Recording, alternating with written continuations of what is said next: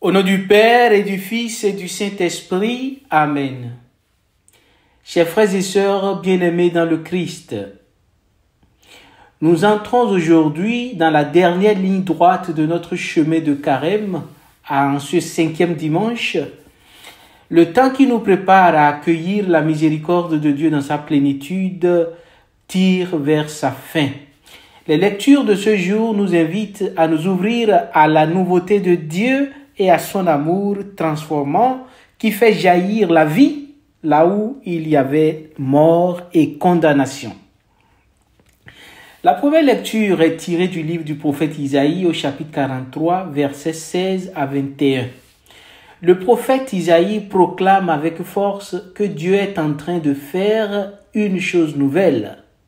Ne vous souvenez plus des événements passés, ne ressassez plus les choses d'autrefois.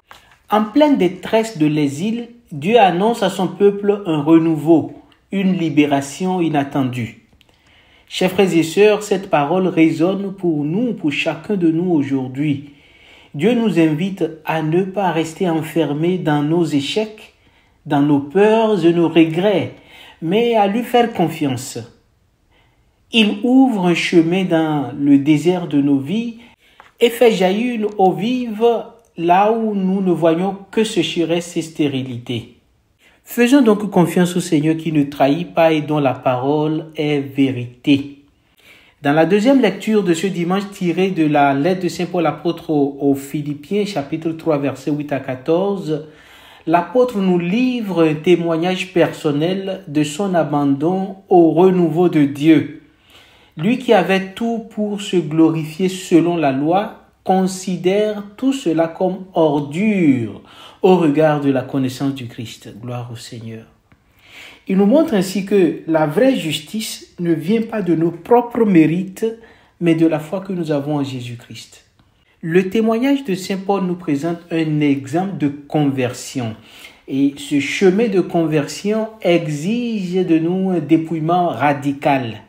Oublier ce qui est en arrière et tendre vers ce qui est devant. Donc l'apôtre dit, saisi par le Christ Jésus, je cours vers le but. Je ne regarde pas ce qui est derrière moi. Sommes-nous prêts à renoncer à nos certitudes humaines pour nous laisser guider par la grâce divine? En ce dimanche, l'Église nous invite à réfléchir sur ces questions et à trouver une solution, une réponse en nous-mêmes, en toute honnêteté, en nous regardant vraiment sans hypocrisie pour répondre si nous ne résistons pas à la grâce qui vient à notre rencontre pour nous transformer. L'évangile de ce dimanche, chers frères et sœurs, met en scène l'un des plus beaux épisodes de la miséricorde du Christ, la rencontre avec la femme adultère. Les scribes et les pharisiens l'amènent devant Jésus pour le piéger. Si Jésus applique la loi de Moïse en condamnant la femme adultère à mort, il serait en train de contredire son message d'amour. Et s'il la gracie, il semblerait aller contre la loi de Moïse. Mais Jésus, en silence, écrit sur le sol. Il renvoie chacun à sa propre confiance avec une parole très forte et très profonde. Que celui d'entre vous qui est sans péché lui jette la première pierre, ou bien lui jette le premier la pierre. Et un à un, nous dit l'Évangile, les accusateurs ont disparu. Cet épisode nous rappelle que le pardon de Dieu est plus grand que nos fautes. Ce n'est pas un simple oubli ou une complaisance vis-à-vis du mal, mais un appel à la conversion. Jésus dit à la femme, « Moi non plus, je ne te condamne.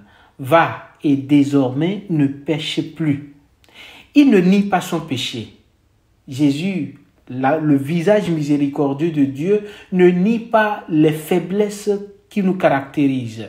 Mais il ouvre justement un avenir de liberté et de grâce dans lequel nous ferons des choix qui ne contredisent pas l'amour que nous recevons, chers frères et sœurs.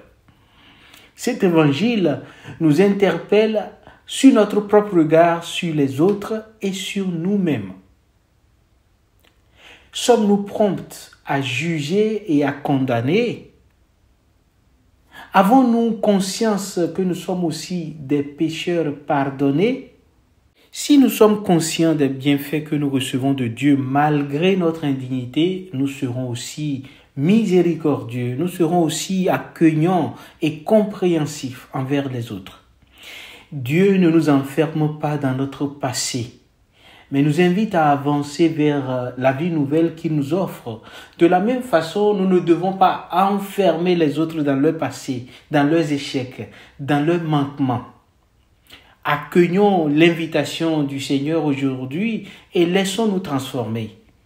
Que l'Eucharistie de ce jour nous donne la force de marcher vers Pâques avec un cœur renouvelé, confiant dans la miséricorde de Dieu qui fait toutes choses nouvelles. Prions, chers frères et sœurs. Seigneur notre Dieu, toi qui fais jaillir la vie là où régnait la mort, toi qui nous ouvres un chemin dans le désert de nos existences, aide-nous à nous détacher de notre passé de péché et à nous tourner vers toi.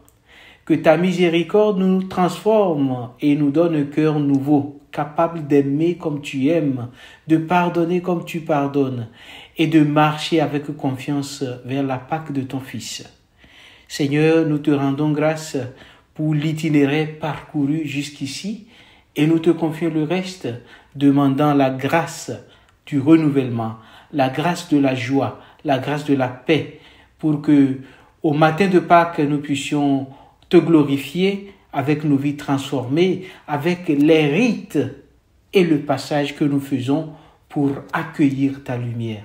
Béni sois-tu Seigneur, merci pour ta grâce qui nous accompagne le long de ce carême. Amen. Au nom du Père et du Fils et du Saint-Esprit. Amen.